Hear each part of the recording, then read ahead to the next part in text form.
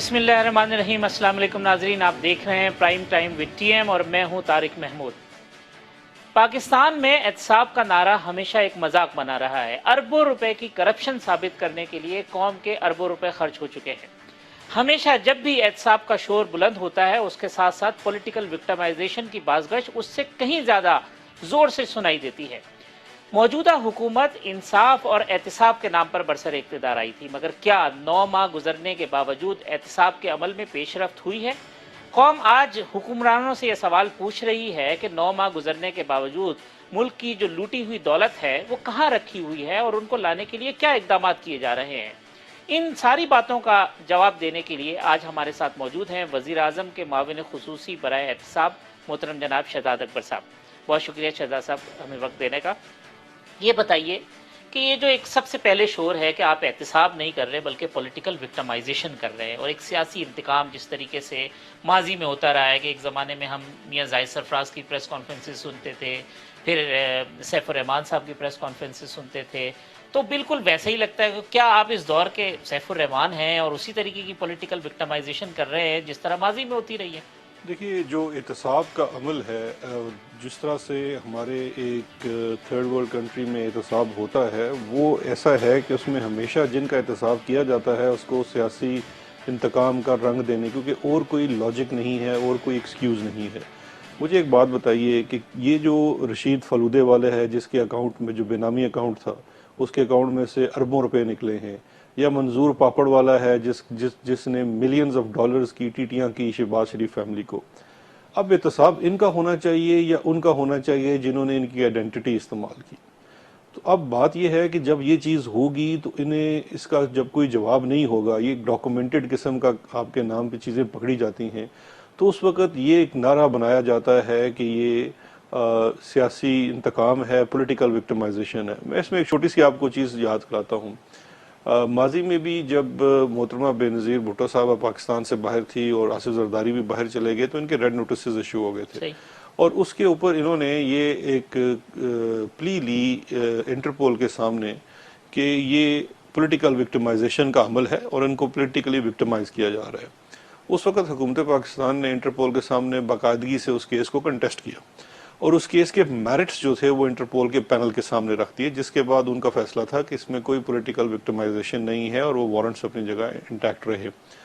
बात यह है कि ये पॉलिटिकल विक्टिमाइजेशन हमेशा से पहला एक्सक्यूज़ रहा है, लेकिन अगर आप हक़ाइक़ को देखेंगे तो पॉलिटिकल विक्टिमाइजेशन ये नहीं होती जो आज के दौर में जहाँ पे अदालतें आज़ाद हैं, इदारे इंडिपेंडेंटली अपना काम कर रहे हैं, किसी के खिलाफ देखिए इस वक्त अगर किसी के खिलाफ ये जब अगर ये सब कुछ नहीं होता मगर यही चीज़ें जब हमने देखा कि अदालतों में जाती हैं, माजी में भी बहुत शोर हुआ इस तरीके के, जब अदालतों में चीज़ें जाती हैं फिर स्टैंड नहीं करती, फिर ज़मानतें मिल जाती हैं, केसेस में बरियत हो जाती है, तो उससे ये तासुर जाता है कि वक्ती तौर पर शायद जो है वो पॉलिटिकल ओपोनेंट का कोई मीडिया ट्रायल किया जा रहा है और उसके बाद जो है वो जब वो डस्ट बैठ जाती है या पॉलिटिकल कॉम्प्रोमाइज़ हो जाते हैं तो उसके बाद वो सब चीज़ें करप्शन की जो है ना पीछे हो जाती हैं और वो लोग फिर इक़्तिदार में आ जाते हैं। देखिए, ये तो माजी है, हमें तो हाल और मुस्तकबिल को देखना है और हम हाल और मुस्तकबिल के ही जवाबदेही करेंगे, क्योंकि पाकिस्तान तहरीक इंसाफ की हुकूमत इससे पहले माजी में तो सेंटर में कभी आई नहीं थी।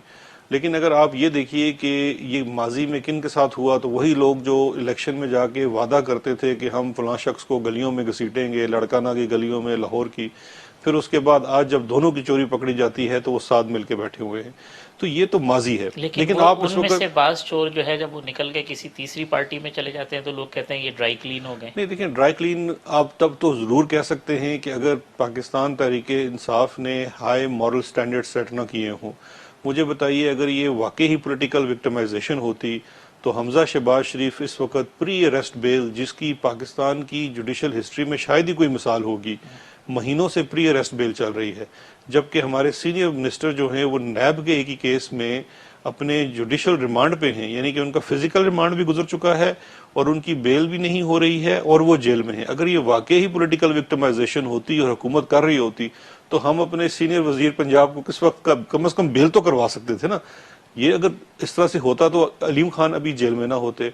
उसके बाद आपके एक एडवाइज़र जिनका फेडरल मिनिस्टर का दर्जा था, बाबर अवान साहब, जैसे उन पर रेफरेंस फाइल हुआ उन्होंने इस्तीफा दे दिया और अभी उस एहतसाब अदालत के सामने वो अपने रेफरेंस का सामना कर रहे हैं।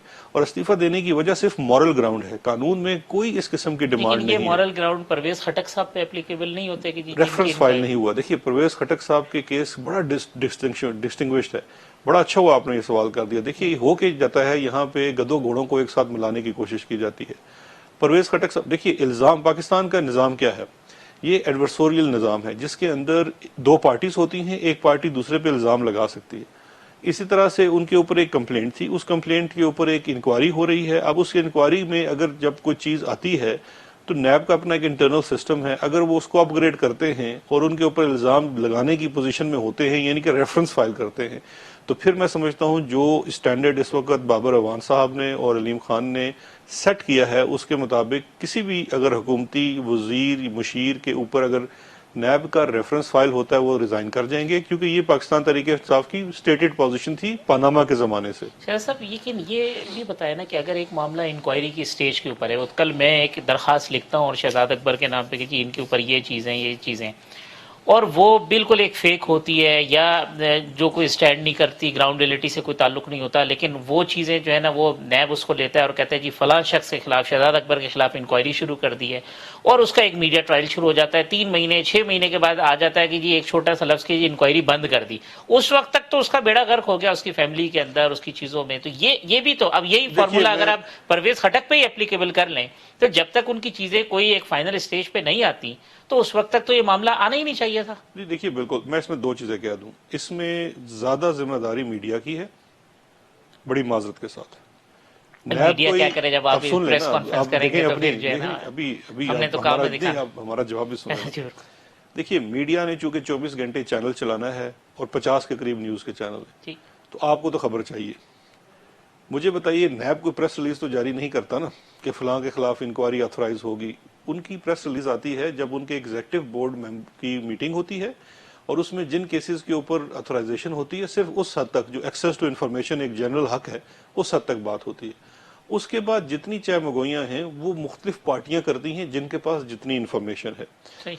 ये आप समझ लीजिए, मीडिया के जहां बहुत ज्यादा फवायद है वहां पे एक नुकसान है भी। आपको इस चीज को मानना ठीक, पड़ेगा। बिल्कुल अगर ठीक, बात सिर्फ एग्री। अखबारों की, अब देखिए अब टीवी आ गया है, उसके अंदर जरूर केसेस के ऊपर बात होती है। लेकिन मैं यहाँ पे एक और चीज बात कहना चाहूंगा, जहां तक मैं एग्री करता हूं कि बिल्कुल मीडिया ट्रायल नहीं होना चाहिए, मीडिया के ऊपर बिल्कुल चीजें नहीं आनी चाहिए, लेकिन जो हाईएस्ट पॉलिटिकल ऑफिसेज हैं, चाहे वो वजारत में है, वजीर हैं, वजीर आजम हैं, अपोजिशन लीडर हैं, अपोजिशन में हैं, किसी सियासी जमात के सरबराह हैं, उनके ऊपर हायर स्टैंडर्ड ये हैं और जिसकी हमारे मुल्क में रवाज नहीं है कि अगर आपके ऊपर इल्ज़ाम लगता है, और फिर इल्ज़ाम में भी देखा जाएगा कि इल्ज़ाम क्या है। अगर एक इल्ज़ाम लगता है परवेज खटक के ऊपर मिस यूज़ ऑफ अथॉरिटी, कि जी आपने एक ठेका दिया, उसमें कोई माली बदनवानी का उनके ऊपर इल्ज़ाम नहीं है, सिर्फ ये इल्ज़ाम है कि स्की रिजॉर्ट के ऊपर जो आपने साथ उसके जंगल की ज़मीन थी उसको 15 साल की बजाय 33 साल की लीज पे दे दिया। ठीक है, कोई माली बदनवानी का नहीं है, उसके ऊपर यह है कि आपने कवायद की पाबंदी नहीं की, उसके ऊपर नैब अपनी इन्वेस्टिगेशन कर रही है। लेकिन अब देखिए, अब मैं मजीद उस केस पे फैक्ट्स में जाता, लेकिन इसके साथ बरक्स अगर आपके ऊपर प्रूवन डॉक्यूमेंट्स के साथ इल्ज़ाम है कि आपने 26 मिलियन डॉलर की मनी लॉन्ड्रिंग की है अपने ख़ानदान को इनरिच करने के लिए, अमीर बनाने के लिए, लेजिटिमेट तरीके से उस कानून का सहारा लेते हुए जो आपने 93 में बनाया था कि बाहर से पैसा आए तो उसमें सवाल नहीं पूछना चाहिए, सही। लेकिन आपने सारी फेक कागजात और फेक डॉक्यूमेंट्स के ऊपर आपने जाली दस्तावेज इस्तेमाल करके वो रेमिटेंसेस यानी कि वेल्थ क्रिएट की, और प्रूवन है कि आपने 26 मिलियन डॉलर की मनी लॉन्ड्रिंग की। ये बड़ा संगीन इल्ज़ाम है।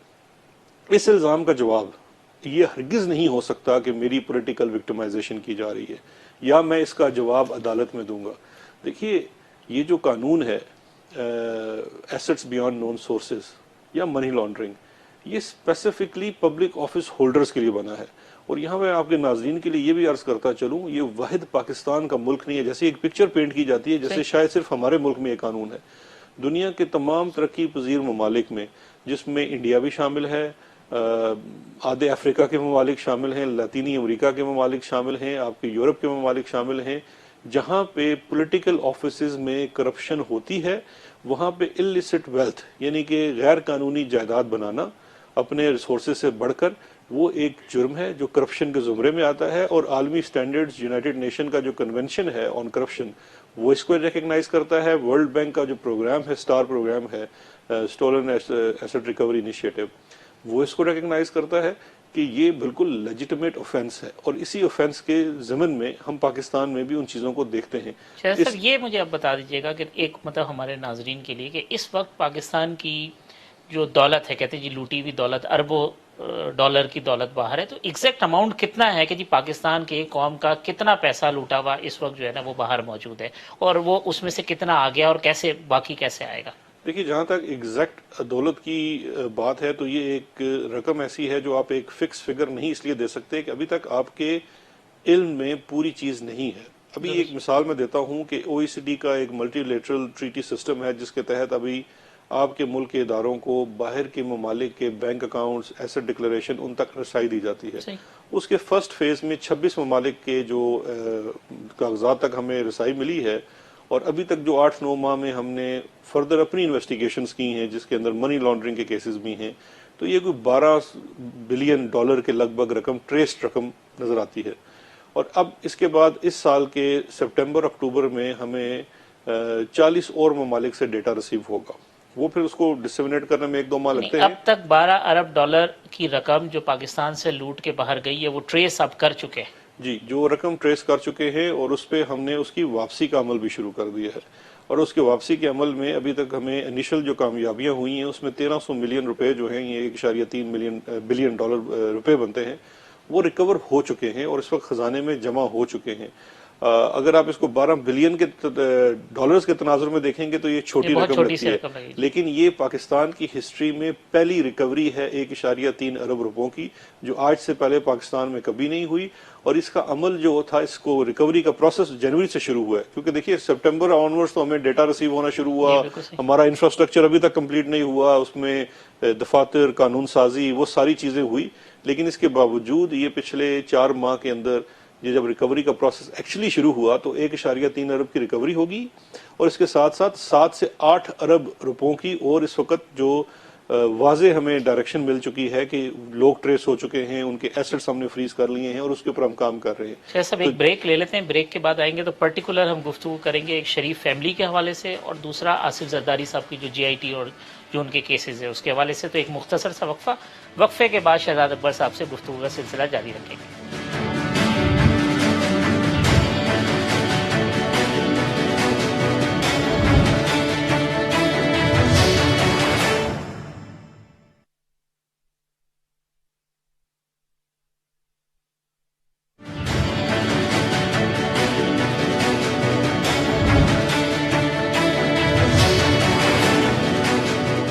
वेलकम बैक नाजरीन, हमारे साथ मौजूद हैं वज़ीर आज़म के माविन खुसूसी बराए एहतिसाब मोहतरम जनाब शहजाद अकबर साहब। शहजाद अकबर साहब, पहले गुफ्तगू कर लेते हैं शरीफ फैमिली साहब के हवाले से। अभी पिछले दिनों भी आपने एक प्रेस कॉन्फ्रेंस की, आपने कहा कि वो जो TT थी लगी हुई वो भी सामने आ गई। तो एक्चुअल अब ये अगर हम प्रिसाइज बताएं तो शरीफ फैमिली के ऊपर इल्ज़ाम क्या है, कितने पैसे हैं उसमें, मनी लॉन्ड्रिंग के कितने हैं, बाकी चीज़ें क्या है, वो अगर आप थोड़ा सा उसको ब्रीफ करते हैं ताकि क्लैरिटी आ जाए कि मसला है क्या। जी देखिए, पहली चीज़ तो ये है, मैं पहले वजाहत कर दूं कि प्रेस कॉन्फ्रेंस हमने की उस रिटेलिएशन में, जब ये सबसे पहले खबरें आनी शुरू हुई कि मुख्तलिफ लोगों ने इसके ऊपर रिपोर्ट्स की, TV के ऊपर प्रोग्राम चले कि मुख्तलिफ TTs जो कि टेलीग्राफिक ट्रांसफर्स होती हैं, बाहर से पैसा पाकिस्तान आता है, उसकी कुछ चीज़ें ट्रेस की गई, और उसका राब्ता शहबाज शरीफ फैमिली से, यानी कि हमजा, सुलेमान, उनकी अहलिया जो हैं, पहली अहलिया जो हैं, उनके नाम और कुछ बच्चियों के नाम बताई गई।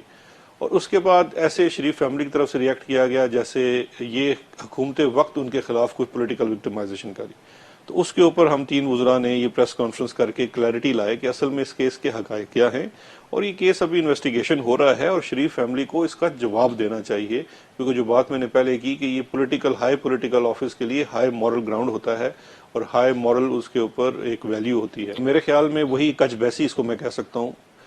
आप अपने इल्ज़ामात का जवाब नहीं दे पाते हैं, स्पेसिफिक इल्ज़ामात, बिलावल भुट्टो जरदारी के ऊपर जो स्पेसिफिक इल्ज़ाम लगे, उसमें बजाय इसके कि वो स्पेसिफिक जवाब दें, वो कच बहसी करके उसको दूसरी तरफ ले जाती है। ये जो TT माफिया, मैं इसको TT माफिया कहूँगा, क्योंकि ये इस कौम के साथ इतना बड़ा फ्रॉड, कि सुबह से लेके शाम तक आप बड़ी तकरीरें करते थे और आप कहते थे कि जी हम आसिफ अली जरदारी तुम्हें लाड़काना की सड़कों पे घसीटेंगे और लाहौर की सड़कों पे टोटल घसीटेंगे। अमाउंट कितना है शरीफ फैमिली का जो जो आपने चीजें अभी तक सामने आई हैं उसके मुताबिक तो मैं देख रहा था कि जो अगर आप उनकी डिक्लेयर्ड वेल्थ लें तो मोर देन 90% उनकी डिक्लेयर वेल्थ जो है वो बेस करती है इस मनी लॉन्ड्रिंग के पैसे के ऊपर।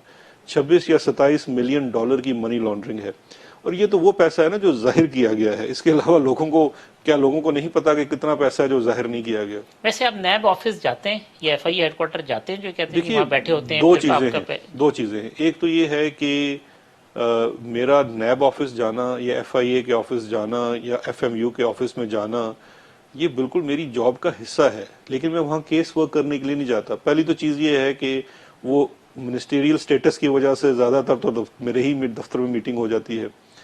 उसके बाद एक टास्क फोर्स बनी है जिसका हिस्सा एससीसीपी भी है, एफआईए भी है, नैब भी है, एफबीआर भी है और उसकी सरबराही मैं करता हूँ। उसमें लॉ मिनिस्ट्री भी है। तो अब उसमें जब हमारी मीटिंग होती है तो क्या ये होगा कि हम सारे लोग बैठ के वहाँ साजिश तैयार करते हैं शरीफ और जरदारी फैमिली के खिलाफ। अच्छा, उसके बाद हमारी कैबिनेट की अप्रूवल से एसेट्स रिकवरी यूनिट जो बना हुआ है जो इस वक्त बरतानिया की नेशनल क्राइम एजेंसी के साथ मिलकर काम कर रहा है, वर्ल्ड बैंक का जो स्टार इनिशिएटिव है वो हमें सपोर्ट करने जा रहा है। इसके बाद यूएनओडीसी जो है यूनाइटेड नेशन का ऑफिस ऑन करप्शन है वो एसेट रिकवरी यूनिट को इस्टेब्लिश कर रहा है। और आईएमएफ की जो मांग आई है वो इनमें से एक मांग ये भी है कि आपका इस तरह का हुकूमत का इनिशिएटिव होना चाहिए, क्योंकि बाकी तमाम ममालिक में ऐसा स्टोलन एसेट्स की रिकवरी का एक यूनिट होता है स्पेसिफिकली जो इस चीज पे काम करता है। आईएमएफ से जो अभी मुज़ाकरात हुए हैं उसमें से एक डिमांड ये भी थी कि कि इस तरह आप की जी इस तरह का देखें, ये चीज क्या मांगती है? ये मांगती है integration of your law enforcement agency. FIA की एक डोमेन है, नैब की एक डोमेन है और उसमें ओवरलैप भी है। फिर आपके एंटी करप्शन एस्टैब्लिशमेंट्स हैं सूबे में, वो भी करप्शन के ऊपर काम करते हैं। फिर आपका स्टेट बैंक के साथ मिलता हुआ एक हिस्सा है एफएमयू, फाइनेंशियल मॉनिटरिंग यूनिट, जो कि इस वक्त मैं समझता हूं मनी लॉन्ड्रिंग को कम्बैट करने के लिए सबसे इंपॉर्टेंट चीज है और निगलेक्टेड थी पिछले 10-12 साल से। 2007 से उसका क्याम हुआ है। हमने जब उसको रिवाइव किया है तो उसके रिवाइवल के नतीजे में ही आपके सामने STR, suspicious transaction reports generate हो रही हैं जिसमें शरीफ फैमिली और जरदारी फैमिली के कत्थे चटे आ रहे हैं। अब देखिए, अगर हम स्टेट इंस्टीट्यूशंस को उन कवानीन के मुताबिक अपने पांव पे खड़ा करते हैं जो इनके दौरे हुकूमत में बने थे, सबसे बड़ा मुल्क के साथ इंटेलेक्चुअल फ्रॉड इन लोगों ने ये किया। शर्म आती है, पढ़ते तो ऑक्सफोर्ड, कैम्ब्रिज और हार्वर्ड में हैं और इस कौम के साथ ये ज्यादती करते हैं कि इंटेलेक्चुअल डिसऑनेस्टी की ये जो बात है कि कानून साजी कर दे अमल दरामद नहीं कराते। अब ये जो कानून है जिसके मुताबिक ये जो शरीफ फैमिली ने सारे गुल खिलाए हैं, मनी लॉन्ड्रिंग है, ये कानून 2007 से बना हुआ है। 2010 में इसका एक्ट भी बन गया, इसका इतलाक 2007 से होता है। लेकिन इस कानून को अमल दरामद कराने के लिए फाइनेंशियल मॉनिटरिंग यूनिट को इंडिपेंडेंट करने की जरूरत थी, नहीं किया गया। आप पता है उसके अंदर यूनाइटेड नेशन के ऑफिस ने एक पूरा सॉफ्टवेयर डोनेट किया जो कि मिलियंस ऑफ डॉलर्स का है, कि वो उसको इंस्टॉल किया जाता है और फिर वो इंटेलिजेंस को वो गैदर कर सकता है और उसको एनालाइज कर सकता है। उसको 3 साल उसके ऊपर कपड़ा डालकर रखी रखा। क्यों? कि अगर वो काम करना शुरू कर देता तो इनकी चोरी पकड़ी जानी थी। तो हमने सिर्फ ये किया कि इन तमाम इदारों को, तो मेरी जो मीटिंग्स होती हैं नैब के साथ, एफआईए के साथ, एफएमयू के साथ, एफबीआर के साथ, वो इस पैराए में होती हैं कि मैं चेयरमैन हूं एसेट रिकवरी यूनिट का। इसके साथ ये 4 इदारों के लोग मिलकर काम करते हैं और जो स्टोलन एसेट है, जो पाकिस्तान से बाहर दौलत है, उसके ऊपर जितना केस वर्क है वो ये तमाम इदारे करते हैं और एसेट रिकवरी यूनिट इनको इंटीग्रेट कराता है। सर साहब, ये आपने मुआहिदों की बात की थी, उस वक्त इसहाक डार के हवाले से भी चीजें हो रही थी, तो वो क्या रुकावट है इसहाक डार की वतन वापसी में?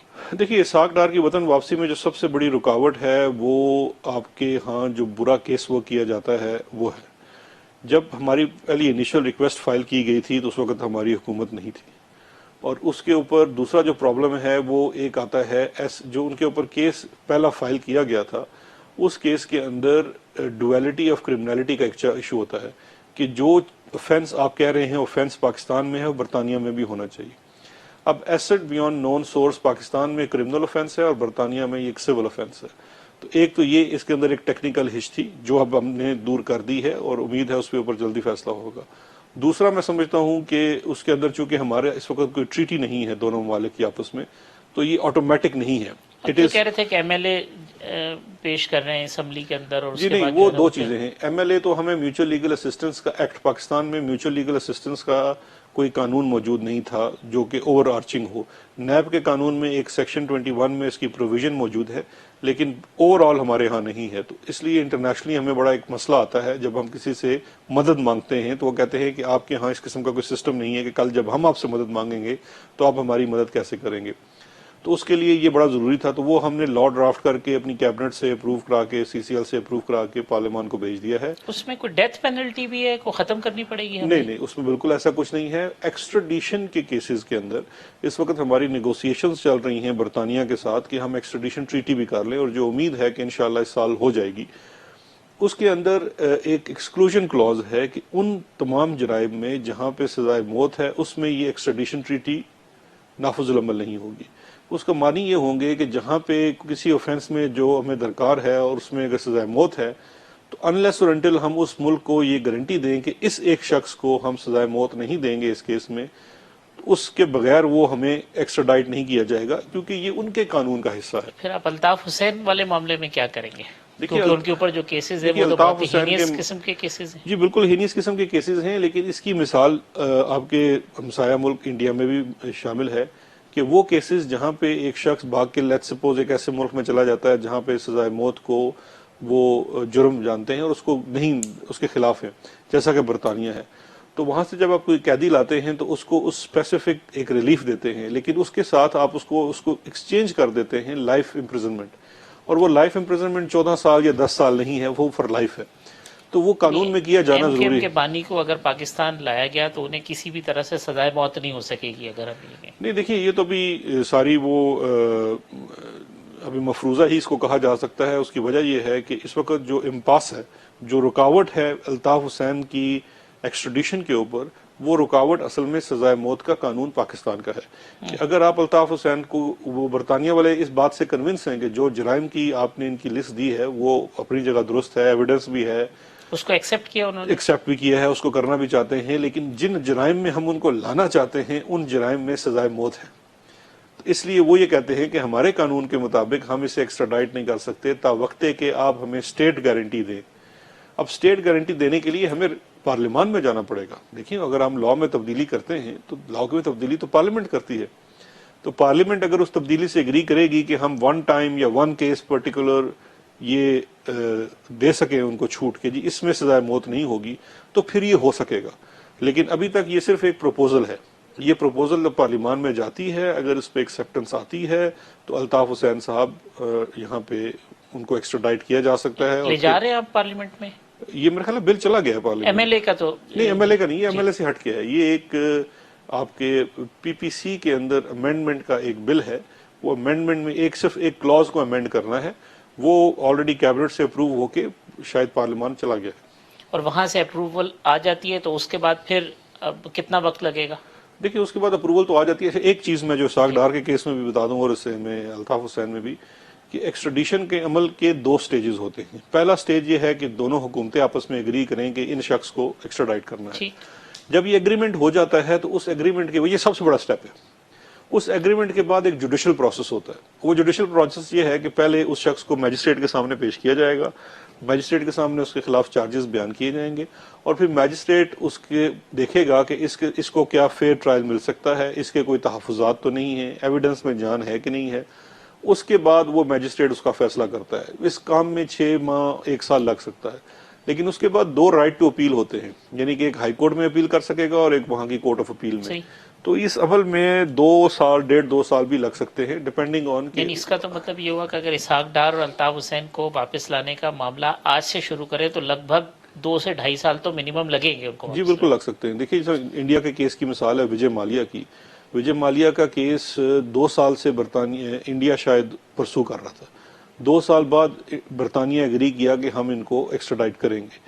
अब उसके बाद वो मामला चला गया है मैजिस्ट्रेट कोर्ट में। अभी वो मैजिस्ट्रेट कोर्ट में है और शायद वहां भी आगे उसको 2 साल यानी 2022 से पहले तो इसहाक डार और अल्ताफ हुसैन को वतन वापस। जो लास्ट एक्स्ट्राडाइट पाकिस्तान से हमने बरतानवी शहरी किया है और वो आई थिंक 3 माह पहले हुआ है, वो 7 साल के बाद हुआ है।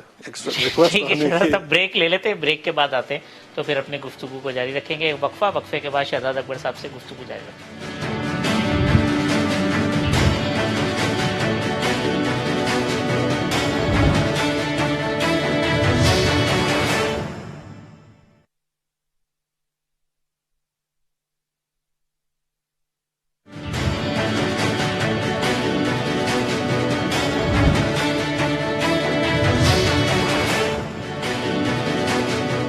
वेलकम बैक नाजरीन।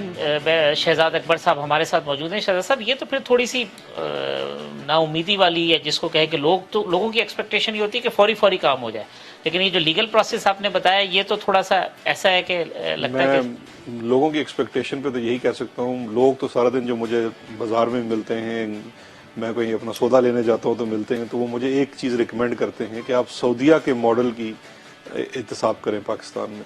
तो वो मैं बड़ा हंस के मुस्कुरा के उनको कहता हूँ कि जी वो तो मुमकिन नहीं है, क्योंकि वहाँ पे मोनार्की है, यहाँ पे सही। डेमोक्रेसी है, कानून के मुताबिक। आज देखिए, मैं आपको एक छोटी सी मिसाल देता हूँ ताकि लोगों को पर्सपेक्टिव में थोड़ा सा बात समझ में आ जाइए। पनामा केस आपके सामने है। पनामा की प्रोसीडिंग्स पहले सुप्रीम कोर्ट कितने साल चली। सही। सुप्रीम कोर्ट से जब वो फाइनली अकाउंटेबिलिटी कोर्ट में आई तो उनको मुद्दत दे दी गई फिक्स 6 माह के अंदर कंप्लीट करने की। वो 1.5 साल प्रोसीडिंग्स चली, और मैं समझता हूँ जब वो 1.5 साल चल रही थी तो मुल्क में और कुछ नहीं हो रहा था, जी। सब कुछ उस केस के अंदर फोकस था। लेकिन उस केस की भी कंक्लूजन में कितना टाइम ठीक लगा। है। तो ये लीगल प्रोसेसेस हैं, और मैं इसको बुरा इसलिए नहीं समझता कि इससे ड्यू प्रोसेस इंश्योर होता है। शहजाद साहब, एक और केस है, वो FIA एक मनी लॉन्ड्रिंग के केस की तहकीकात कर रही है। वो है KKF के जरिए जो फंड्स जो है ना वो भेजे गए। उसमें जो लोग हैं उसके अंदर तो 2 सिटिंग मिनिस्टर्स भी हैं आपके, यानी डॉक्टर खालिद मकबूल सिद्दीकी और फरोग नसीम साहब, और उसके अलावा MKM की पूरी क़यादत भी है। तो उस केस का क्या स्टेटस है? वहाँ भी तो कोई कॉम्प्रोमाइज़ नहीं है, क्योंकि वो अलाई हैं नहीं, गवर्नमेंट के। देखिए, दो चीजें हैं। एक तो चूंकि वो टेररिज्म के उसमें आता है, और मैं हमारा जो यूनिट है ARU, वो टेररिज्म रिलेटेड केसेस डील नहीं करता अनलेस रेंटल हमें केसेस रेफर किए जाएं। तो टेररिज्म ज्यादातर CTD प्रोविंशियल सतह पे करती है, और अभी हमने पिछले हफ्ते ही जो एंटी मनी लॉन्ड्रिंग एक्ट है उसमें CTD को भी एम्पावर कर दिया है कि वो मनी लॉन्ड्रिंग से रिलेटेड केसेस को खुद डायरेक्टली डील कर सके। एक तो ये है। दूसरा ये है कि उस केस के बारे में जितनी मेरी इन्फॉर्मेशन है, जो सिटिंग 2 वुजरा हैं उसमें फिलहाल वो विटनेसेस हैं, वो उसके अंदर एक्यूज नहीं है। क्योंकि जो उस केस का मैं थोड़ा सा आपको बता दूं कि KKF के अंदर जिन लोगों ने भी पैसे जमा कराए वो एक तरफ है, और दूसरी तरफ ये है कि वो पैसे 4 अकाउंट्स में जा रहे थे, जी। और उन 4 अकाउंट से फिर आगे फर्दर यानी वो MKM बरतानिया की जा जो रहे थे। लीडरशिप है और ये जो गुजरा है वो उस केस में एज अ विटनेस उनको जो है जी, ना। क्योंकि ये जितने लोग हैं उसमें मैं आपको बता दूं शायद हजारों लोग हैं। तो देखिए ना, KKF क्या था, एक फाउंडेशन थी, एक जी। ट्रस्ट था, उसके वो तो अंदर जिस आदमी ने चंदा दिया उसको ही नोटिस दे जी, तो दिया वो तो उन्होंने। हुआ ना। बिकॉज ये देखिए, ये होता पता है कि हमारे यहाँ कहाँ से आ जाती है मिसकंसेप्शन, कि अब मिसाल के तौर पे, और लोग सेंसिटिव भी बहुत है, अगर एक अकाउंट इस वक्त सस्पिशियस है, उसके अंदर जैसे कि KKF का अकाउंट था सस्पिशियस है, तो अब तफ्तीश ये रिक्वायर करती है कि इसके अंदर जितनी इनकमिंग और आउटगोइंग है दोनों की तफ्तीश की जाए। सही। तो इनकमिंग, चूंकि वो एक ट्रस्ट था, एक चैरिटी थी, तो इनकमिंग तो ज्यादातर उसमें चैरिटी की आई हुई है, मसला उसकी आउटगोइंग का है। सही। तो आउटगोइंग तो इन बड़ी लीडर्स के पास किसी का नहीं था। 4 अकाउंट थे मुझे जहां तक याद है, 4 अकाउंट है जिनके अंदर पैसा जा रहा था, और उनसे फिर आगे फर्दर वो ट्रांसमिट हो रहा था बरतानिया में।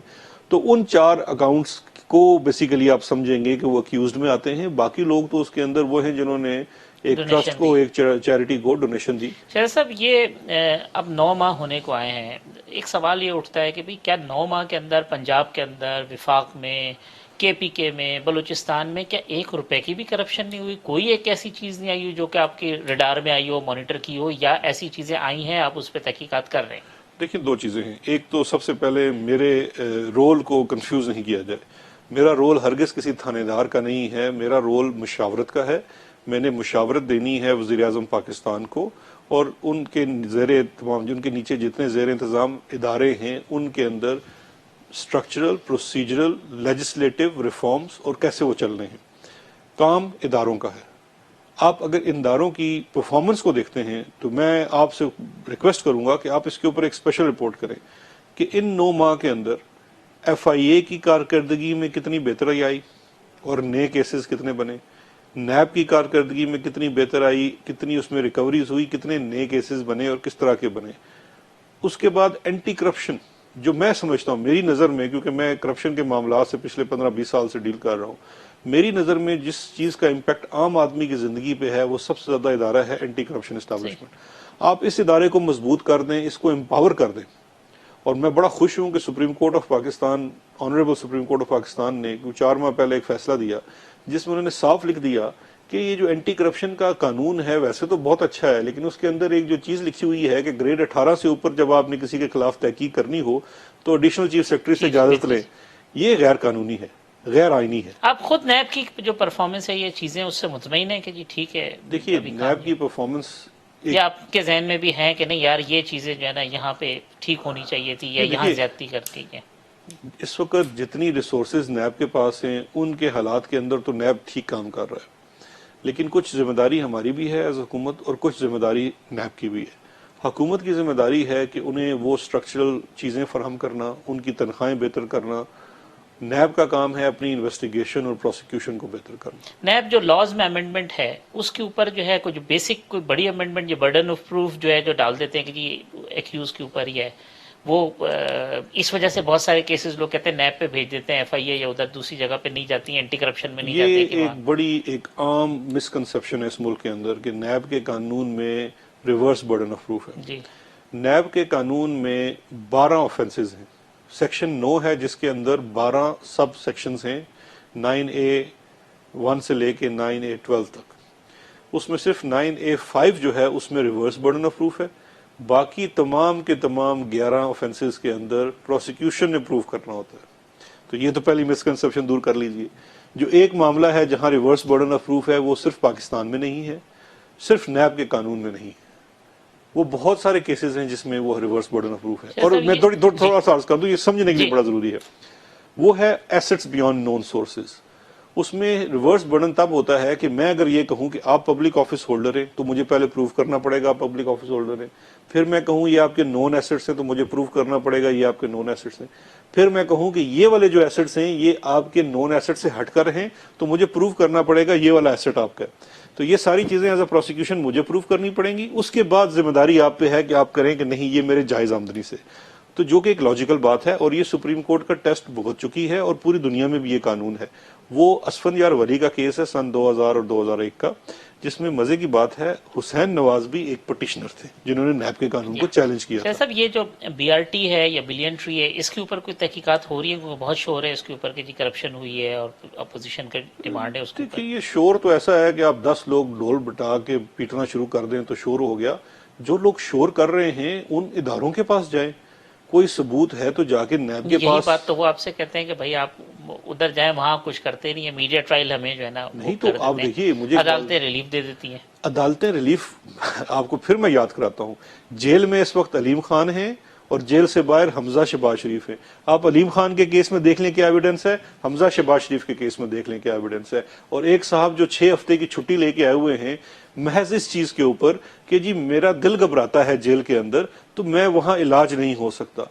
हमारी हिस्ट्री को छोड़िए, दुनिया की हिस्ट्री में कहीं किसी को ऐसा रिलीफ नहीं मिला और फिर आप हुकूमत के ऊपर इल्जाम लगाते हैं कि रिलीफ हमें मिल गया। कमाल है। आसिफ जरदारी या कोई और जीआईटी के हवाले से जो डेवलपमेंट्स हुई हैं उसके अंदर, उसमें आपको उनकी गिरफ्तारी नजर आ रही है मुस्तकबिल करीब में? देखिए, अगर मैं ये कह दूं मुझे नजर आ रही है तो आप कहेंगे कि हुकूमत इसके पीछे है, लेकिन मैं समझता हूं इस वक्त तो जो नोश्ता दीवार है वो सबको पढ़ लेना चाहिए कि अगर आप गिरफ्तारी हो या ना हो, मैं तो समझता हूं मेन चीज इसमें रेफरेंसेस और केसेस हैं, उनको जल्द तेजी से जाना चाहिए।